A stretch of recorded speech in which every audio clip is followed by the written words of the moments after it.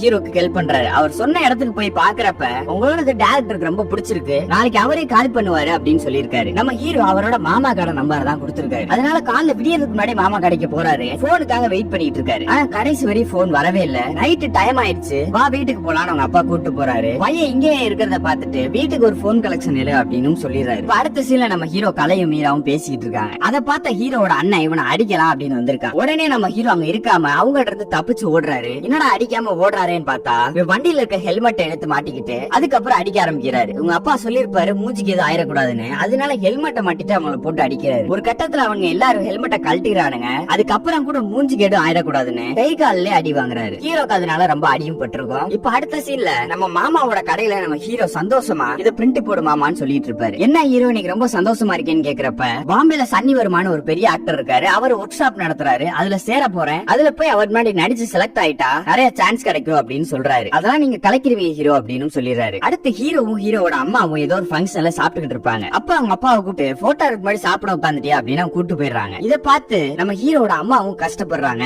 இவங்க ரெண்டு பேரும் வீட்டுக்கு வந்ததுக்கு அப்புறம் நம்ம ஹீரோட அப்பா அவன்கிட்ட ஒரு 5000 ரூபாய் கொடுக்குறாரு. 5000 ரூபாய் பார்த்து அது 20000 ரூபாய் வேணும் நம்ம ஹீரோ கேட்க, இது அவங்க அம்மா பாத்துறாங்க. உங்க அப்பா எவ்வளவு கஷ்டப்படுறாருன்னு தெரியுமா, உங்க அக்காக்கு வேற வயசாயிட்டு போகுது, இப்படி இருக்காதுன்னா அவங்க அம்மாவும் ரொம்ப ஃபீலிங்கா பேசுறாங்க. அதனால அம்மாக்காக விருப்பம் இல்லாத ஒரு இன்டர்வியூல போய் உட்கார்றாரு. அங்க போனா கேள்வி கேட்கிறவரு, விருப்பம் இல்லாத ஒரு வேலைக்காக எதுக்கு நீங்க வந்தீங்க அப்படின்றப்ப, உங்களுக்கும் சின்ன வயசுல ஏதோ ஆகணும்னு ஆசை இருந்திருக்கணும் சார், அதே மாதிரி எல்லாருக்கும் தகுதிக்கு மீறி ஆசைப்பட்டுட்டோம்னு தோணுது சார், உள்ள ரொம்ப வலிக்குது சார் அப்படின்னு நம்ம ஹீரோ அந்த ஆக்டிங் கிளாஸ் பத்தின விஷயங்கள்லாம் சொல்லிட்டு அங்க இருந்து வெளியே வராரு. டீக்குள்ள உட்காந்து டீ குடிச்சுக்கிட்டு இருக்கப்ப அந்த இன்டர்வியூ எடுத்தவர் வராரு. எனக்கும் சின்ன வயசுல நிறைய ஆசை இருந்துச்சு, கிக் பாக்ஸர் ஆகணும்னு, அப்படியே ஃபேமிலி இதுன்னு வந்துட்டு எங்களால முடியல, இந்த பணம் அப்படின்னு கொஞ்சம் பணத்தை கொடுத்துட்டு உங்களை மாதிரி ஆளுகள் எல்லாம் கனவுல ஜெயிச்சா நாங்களே ஜெயிச்ச மாதிரி அப்படின்னு காசை கொடுத்துட்டு அங்க இருந்து கிளம்புறாரு. இதெல்லாம் நம்ம ஹீரோவும் ஜாலியா பாம்பே போய் ஆக்டிங் ஒர்க் ஷாப்ல கலந்துக்கிறாரு. அங்க போய் பார்த்தா அந்த கிளாஸ்ல ஜாயின் பண்றதுக்கு செலக்ஷன் ஒண்ணு வைப்பாங்க. அதுக்காக நடிச்சு காட்டணும். நம்ம ஹீரோ தான் முன்னாடி வந்து நடிக்கிறாரு. இவர் நடிச்சதுக்கு அப்புறம் நீ ரிஜெக்ட் அப்படின்னு சொல்லிடுறாங்க. அதுக்கு அடுத்து வந்தவங்க எல்லாம் நடிக்கிறத பாக்குறாரு. பார்த்தா அவர் நடிச்சதெல்லாம் ஒண்ணுமே இல்லைன்னு தோணுது. அந்த அளவு அவங்க எல்லாரோட பெர்ஃபார்மன்ஸும் நல்லா இருந்துச்சு. நம்ம ஹீரோ சார் எனக்கு இன்னொரு சான்ஸ் கொடுங்கன்னு போறப்ப கேட்டு பாக்குறான். உனக்கு ஒன்னே ஒண்ணுதான் சொல்லுவேன், இங்க இருந்து ஒரு டயத்தை வேஸ்ட் பண்ணாத, ஒழுங்கா வீட்டுக்கு போயிடுது, உனக்கு நடிப்பு வரல அப்படின்றாரு. நம்ம ஹீரோ என்ன பண்ணான்னு தெரியாம போயிட்டு இருக்கப்ப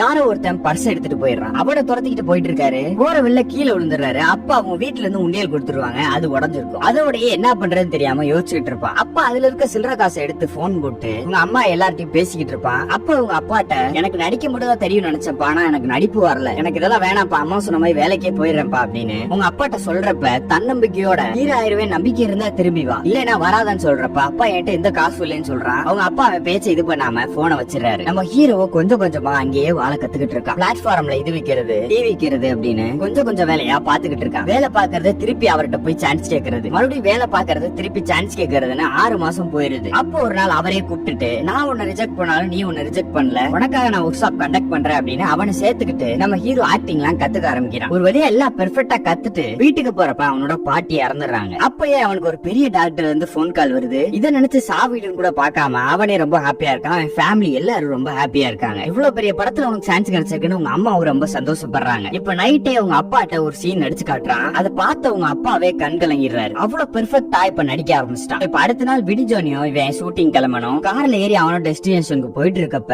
அந்த கார் ஆக்சிடென்ட் ஆயிருது. அவனை ஹாஸ்பிட்டல்ல சேர்த்திருக்காங்க. அங்க உங்க அப்பா அம்மாவும் தங்கச்சி எல்லாரும் அழுகுறாங்க. அங்க நம்ம ஹீரோயின் வந்து அவங்களும் ரொம்ப அழுகுறாங்க. நம்ம ஹீரோ மூஞ்சி ஃபுல்லா அடிபட்டு ரொம்பவுமே காயத்தோட இருக்கான். அப்ப கூட நேத்து நைட்டு சொன்ன டயலாக திருப்பி பேசிக்கிட்டு இருக்கான். எல்லாம் நல்லா போதே அப்படின்னு இருக்கப்ப ஒரு ஆக்சிடென்ட். நம்ம ஹீரோ ஹாஸ்பிட்டல்லா இருந்து திரும்பி வீட்டுக்கு வரப்ப அந்த கண்ணாடி முன்னாடி பார்த்தா ஒரு பெரிய தழும்பு. நம்ம ஹீரோ சின்ன வயசுல இருந்து அந்த கண்ணாடி முன்னாடி நின்று நம்ம ஹீரோ ஆயிரலாம் அப்படின்னு பாத்துருப்பான். இப்ப அந்த கண்ணாடி முன்னாடி ஒரு தழும்பு இருக்கு. இந்த தழும்பு காரணமாக அவன் ரூமை விட்டு கூட வெளியே வராம உள்ளே இருக்கான். ஹீரோயினே அவனை எப்படியோ வெளியே எடுத்துட்டு நினைக்கிறாங்க. என்ன பண்ணாலும் வெளியே வர மாட்டான். அதுக்கப்புறம் அவனுக்கு அக்கா கல்யாணம் ஆகி கொஞ்சம் கொஞ்சமா மூவ் ஆன ட்ரை பண்றான். ஆனா அப்ப கூட இவன் கண்ணாடியவே பார்க்க மாட்டான். பாக்குற கண்ணாடி எல்லாத்தையும் உடைக்கிறான். ஹீரோயின் ஒரு சைடு இதை நினைச்சு சோகமா இருக்காங்க. அதனால அவன்கிட்டயே போய் நம்மளுக்குள்ள செட் ஆகாது, அவன் பிரிஞ்சிடலாம்னு சொல்லிடுறாங்க. இதை கேட்ட நம்ம ஹீரோ நான் தோத்துட்டேன்னு விட்டு போறேன், என் மூஞ்சி இப்படி இருக்கு விட்டு போறியா சொல்றப்ப நீ ஒன்ன மட்டும் தான் யோசிக்கிற, மத்தவங்களை பத்தி யோசிக்க பாருன்னு சொல்லிட்டு அங்கிருந்து நம்ம ஹீரோயினும் கிளம்பி இருப்பாங்க. இதே சோகத்தோட ரொம்ப நாள் நம்ம ஹீரோ அங்கேயே இருப்பாரு. நம்ம ஹீரோவோட அப்பாவும் அதை நினைச்சு குடிச்சுக்கிட்டு இருப்பாரு. எப்பயோ சிவாஜி கணேசன் ஷூட்டிங் நடந்துச்சு. அப்ப நான் போயிருந்தேன். நான் சும்மா இருக்காம அவரோட வசனத்தை அவர்கிட்ட பேசி காமிச்சேன். அவரும் என்னைய மிஞ்சிருவ போல அப்படின்னு சொல்லியிருப்பாரு. அவர் சொன்னதை நம்பிட்டு நானும் என் சென்னை வந்து படாத கஷ்டப்பட்டு இப்ப பாரு கேமராமேனா இருக்கேன். என் பையனாவது ஒரு நல்ல நிலைமைக்கு வரணும்னு நினைச்சேன். ஆனா நான் அதெல்லாம் நடக்காது போல அப்படின்னு ரொம்பவுமே ஃபீல் பண்ணி பேசிக்கிட்டு இருக்காரு.